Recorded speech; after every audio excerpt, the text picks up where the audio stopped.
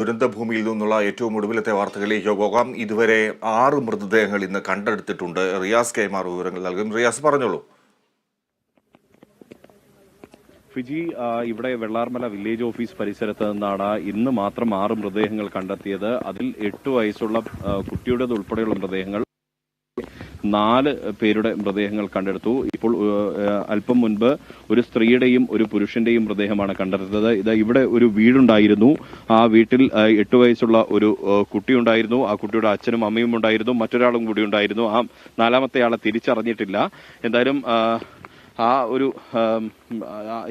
ഇവിടെ നിന്നാണ് 4 പേരുടെ മൃതദേഹങ്ങൾ, ഒരു കുടുംബത്തിലെ 4 പേരുടെ മൃതദേഹങ്ങൾ കണ്ടെടുത്തത്. അതിനുശേഷം തൊട്ടപ്പുറത്തുള്ള വീടിന്റെ കോൺക്രീറ്റ് ഇളക്കി നോക്കിയപ്പോഴാണ് അല്പം മുൻപ് മൃതദേഹം കണ്ടെടുക്കുന്ന ഒരു സാഹചര്യം ഉണ്ടായത്. ആ സമയത്ത് ഇവിടെ ഉണ്ടായിരുന്ന വ്യക്തി ഇവിടെയുണ്ട്. ഈ 1 മണിക്കൂർ മുൻപ് ഒരു സ്ത്രീയുടെയും പുരുഷന്റെയും മൃതദേഹം കണ്ടെത്തുന്നത്, അത് എങ്ങനെയായിരുന്നു? ഏകദേശം 1 മണിക്കൂറായി. പിന്നെ ഇറ്റാച്ചി ഉപയോഗിച്ചിട്ട് മണ്ണൊക്കെ മാന്തുന്ന സമയത്ത് എല്ലാവരും ശ്രദ്ധിക്കുന്നുണ്ടായിരുന്നു. അപ്പോൾ ഒരു മൃതദേഹം ആദ്യം കണ്ടു. പിന്നെ അതിന് തൊട്ടടുത്ത് തന്നെ 2ാമത്തെ മൃതദേഹം കണ്ടു. ഒരു സ്ത്രീയുടെയും ഒരു പുരുഷന്റെയും. രാവിലെ വന്നപ്പം സ്കൂളിൻ്റെ അടുത്തുനിന്ന് ഒരു മൃതദേഹം കിട്ടിയിരുന്നു, ഈ പൊളിഞ്ഞു പോയ സ്കൂളിൻ്റെ അടുത്തുനിന്ന്. അങ്ങനെ ഇപ്പോൾ 7 മൃതദേഹം ഇന്ന് രാവിലെ കിട്ടിയ. പക്ഷേ 3 മൃതദേഹം എടുക്കുമ്പോൾ ഞാനുണ്ടായിരുന്നു. ഈ തുടർച്ചയായി ഇങ്ങനെ മൃതദേഹങ്ങൾ എടുക്കേണ്ടി വരുന്നൊരു അവസ്ഥയുണ്ടല്ലോ, അത് കാണുമ്പം തന്നെ ഉണ്ടാകുന്ന വലിയൊരു വേദനയുണ്ട്. എന്താ പറയുക, നമ്മൾക്ക് വേദന സഹിച്ചാലേ പറ്റും. കാരണം ഈ രംഗം കാണുമ്പോൾ നമ്മുടെ ഹൃദയം പൊട്ടുകയാണ്. കാരണം ഇത്രയും ഞങ്ങൾ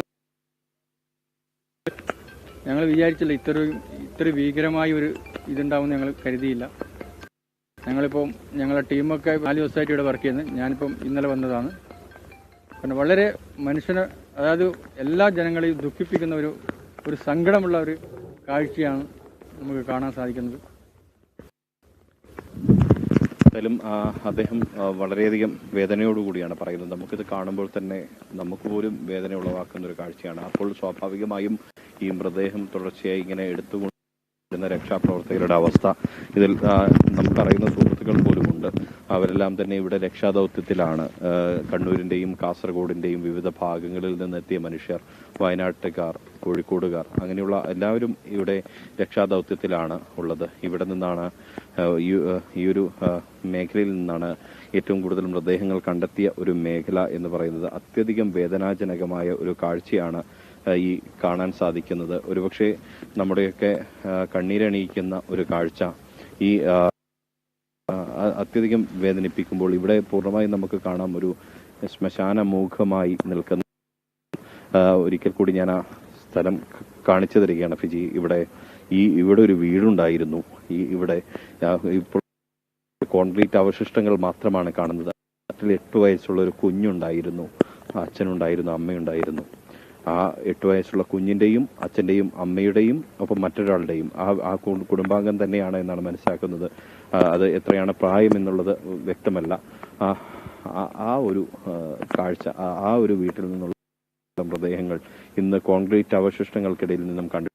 തൊട്ടപ്പുറത്തെ വീട്ടിലുള്ള ഒരു പുരുഷന്റെയും സ്ത്രീയുടെയും മൃതദേഹം അല്പം മുൻപ് കണ്ടെടുക്കുകയും ചെയ്തു. അങ്ങനെ വളരെയധികം വേദനിപ്പിക്കുന്ന ഒരു കാഴ്ചയാണ്. ഇപ്പോൾ ഇവിടെ ഒരു മഴ പെയ്യുന്നുണ്ട്. അത് കണ്ണീർ മഴയായി പെയ്തിറങ്ങുകയാണ്. വയനാടിന്റെ ഹൃദയഭൂമിയിലേക്ക് കണ്ണീർ മഴയായി ഈ ദുരന്ത ഭൂമിയിലേക്ക് മഴ പെയ്തിറങ്ങുമ്പോൾ 6 മൃതദേഹങ്ങൾ ഇന്ന് മാത്രം ഈ വെള്ളാർമല വില്ലേജ് പരിസരത്ത് നിന്ന് കണ്ടെത്തി എന്നുള്ള ഏറ്റവും സങ്കടകരമായൊരു വിവരമാണ് ഈ ഘട്ടത്തിൽ പങ്കുവയ്ക്കാനുള്ളത്. ഫിജി ഇന്നു ഉച്ചവരെ 6 മൃതദേഹങ്ങൾ ഇവിടെ നിന്നും കണ്ടെത്തുന്നു.